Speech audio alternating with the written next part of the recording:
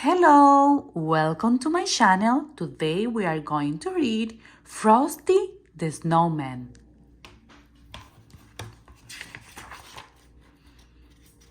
It all starts with the snow, the first snow of the season.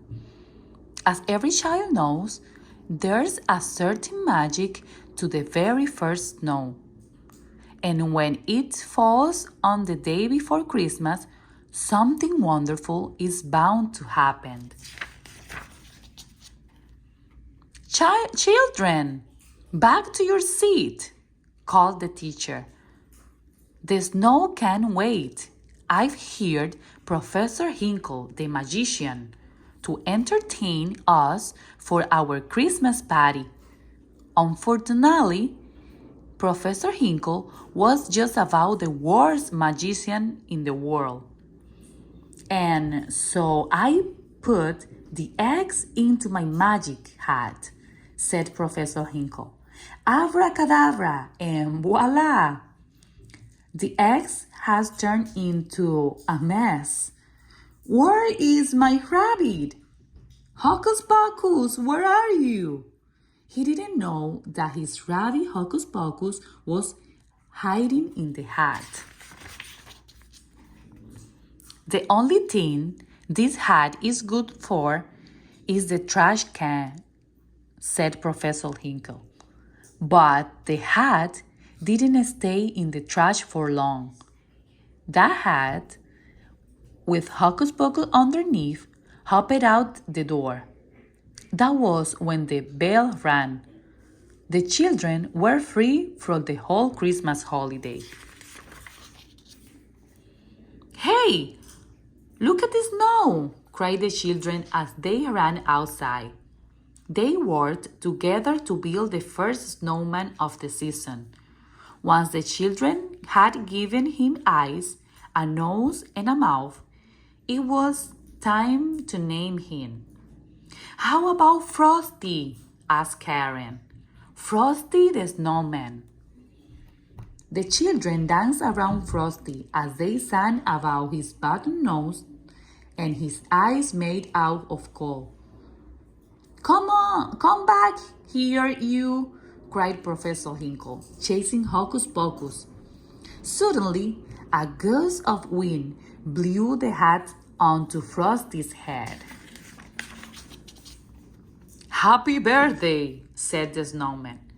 Karen gasped and said, That hat brought Frosty to life. It must be magic. When Professor Hinkle heard that, he wanted the hat back. But it's not yours anymore, protests Karen. This hat will make me millionaire, said the greedy magician, taking the hat back. Hocus Pocus felt that the hat really did belong to Frosty. So he hopped back to Frosty and the children as fast as he could to return the magic hat.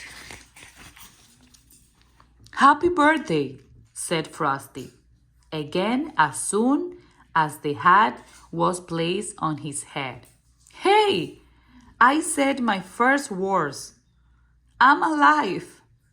What a neat things to happen to a nice guy like me. The magic hat made Frosty dance around.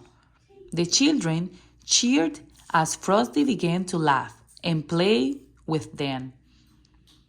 There had never been such a beautiful winter day. When the sun peeked out from behind the clouds, Frosty exclaimed, Oh, I'm all witchy-watchy. I'm starting to melt. The children knew they needed to take Frosty someplace where he'd never melt, like the chilly North Pole. They decided to go to the railroad station and find a train for Frosty. Let's have a parade through town, shouted Frosty. Come on, kids, follow the leader. All too soon, it was time for the train and Frosty to leave. I will go with you, Frosty, said Karen. I'm sure I'll back in time for supper.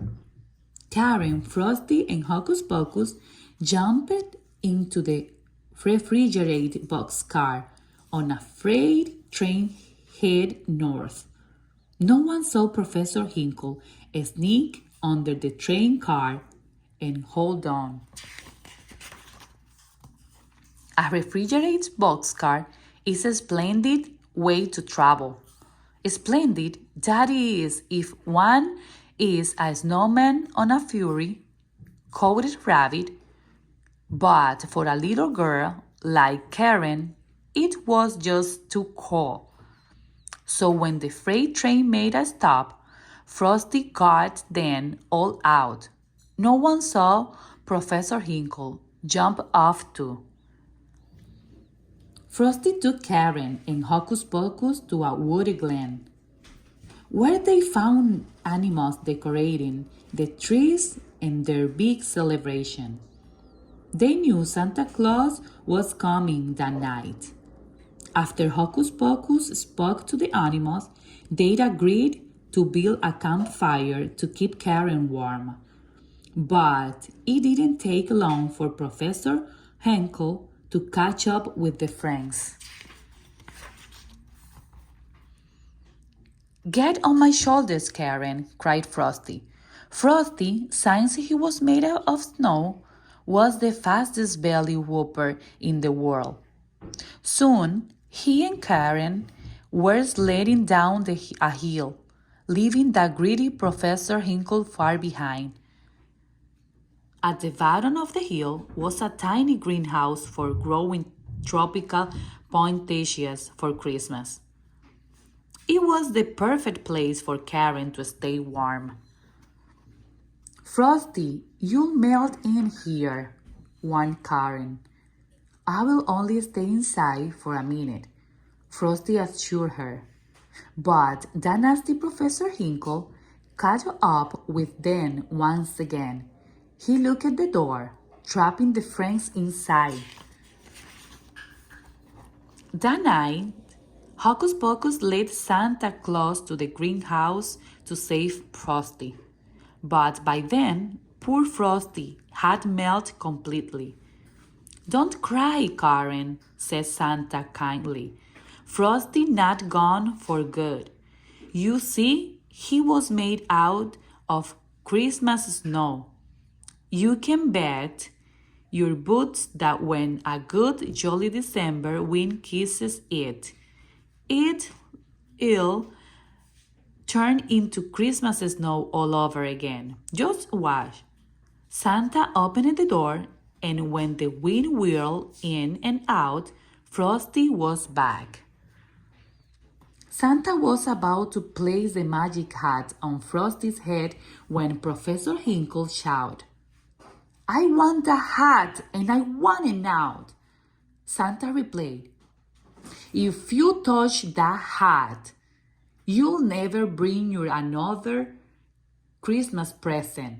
Go home right now and write, I am very sorry for what I did to Frosty and 100 zillion times.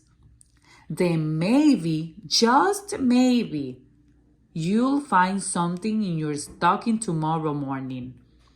Professor Hinkle was very sorry indeed. He ran straight home to start writing. Happy birthday, said Frosty once more. Karen was happy to see her friend again, but now was the time to go home. Santa put Karen in his sleigh and promised her that he will take Frosty back to the North Pole with him.